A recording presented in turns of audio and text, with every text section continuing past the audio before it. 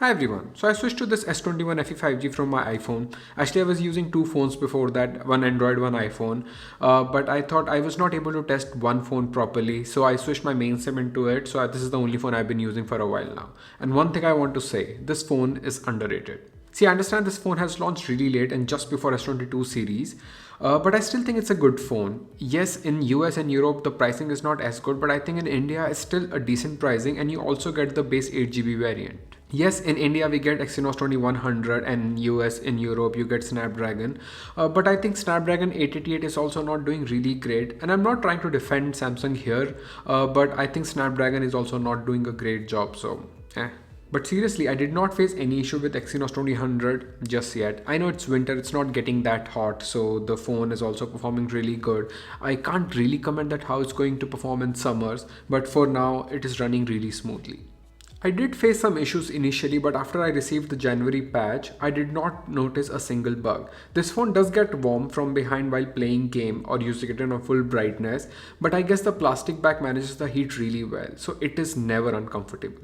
And if I talk about gaming, I wouldn't recommend this phone for gaming. Yes, for day-to-day life it's okay, but I guess here you will definitely miss Snapdragon 888 because the Adreno GPU is still better. But for casual gaming, it will be fine.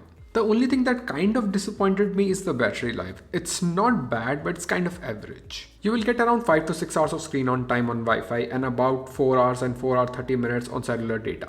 The battery is improving bit after some usage, but I wouldn't say it's an all-day phone for everyone. I do have a 25-watt charger. I purchased it when I got S21 Ultra because I know I will need it in future. And there is no surprise that this phone does not come with the charger in the box. The phone takes over 1 hour to fully charge and it works for me. I'm not crazy about the faster charging, I mostly care about the battery health. Okay, that was about the performance and efficiency, but a phone is more than that. Like it's a build quality, display, camera, the call quality itself, the fingerprint sensor. So let's talk about all of that. In my first impression video, I said that I'm not a huge fan of the build quality, but after using this phone for a while, I think it doesn't bother me anymore. Yes, the plastic back attracts fingerprints more than usual, but I like the in-hand feel now. It is a very light phone for the size and it hasn't been difficult to use it with one hand. The phone is a bit slippery and scratches easily at the back. But that's not the case with the front. You do get Gorilla Glass Victus on the front, and underneath that you have a beautiful Samsung Dynamic AMOLED display. If it had that LTPO panel, it would have been a perfect flagship display that consumes less power, but nevertheless, it's an awesome panel to watch content or a joy to interact with. We all love Samsung display, and there's a reason for that. And also that 120Hz refresh rate has been really good. I mean, after the update, I did not face a single stutter, so everything ran really smoothly while I was testing this phone. This is also a very bright panel if you want to watch something under sunlight, and if you are getting a sunlight nowadays, because we are not.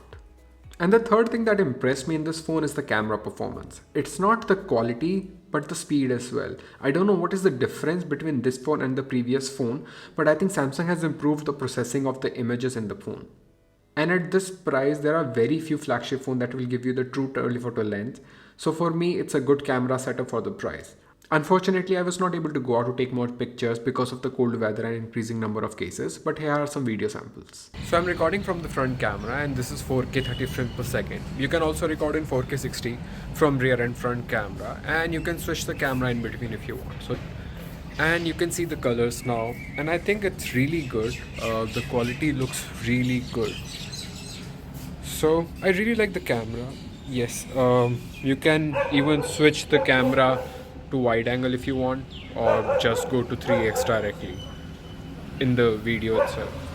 So yeah, just tell me how the quality is. Sorry for the sound, this dog is barking. I've already talked about the speaker in my first impression video, and I also gave a audio sample there. Also, the fingerprint sensor is working perfectly fine. I do not face any sort of call quality issue on this. I also get 4G+. So in terms of basic features, Samsung got you covered.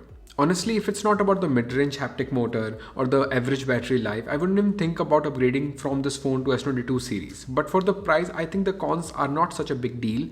And also, if you want to purchase a phone right away, I think I will still recommend this phone over S21 Plus and save some money.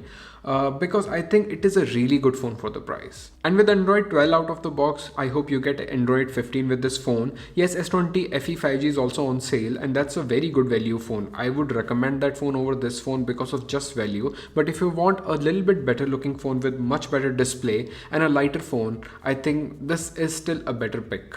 If you still have any doubt, you can just drop a comment or follow me on Twitter. My name is Rohit. I'll see you in the next one. Till then.